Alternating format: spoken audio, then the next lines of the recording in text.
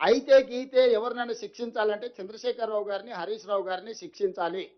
ఒకవేళ గోదావరి బేసిన్లో తెలంగాణ ప్రాజెక్టులకు అన్యాయం జరిగి తెలంగాణ ప్రాజెక్టులకు ఒకవేళ తీరని ఏదైనా ద్రోహం జరిగితే ఉరిదీయాల్సింది చంద్రశేఖరరావును, హరీష్ రావునే.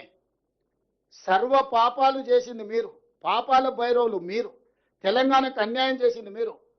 కాంట్రాక్టర్లు ఇచ్చే కమిషన్లకు మీ ఇద్దరి కలయికనే ఒక కాంట్రాక్టర్ పెట్టిన సమావేశం.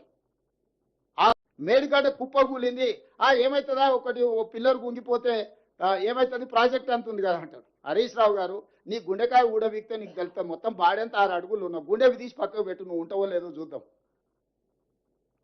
ప్రాణహిత చేవలకు ఇలా ప్రాజెక్టులు పూర్తి చేయడానికి ఖర్చు పెడదామంటే నిధులు లేవు, నీళ్ళు ఆగుతలేవు, అవి కిందికి పోతూనే ఉన్నాయి. ఇగో కింద నీళ్లు ఉన్నాయి కదా, నేను ఎత్తుకపోతాను, ఆయన తయారైండు. బెల్ సింబల్ ని క్లిక్ చేయండి, సబ్స్క్రైబ్ చేయడం మర్చిపోకండి.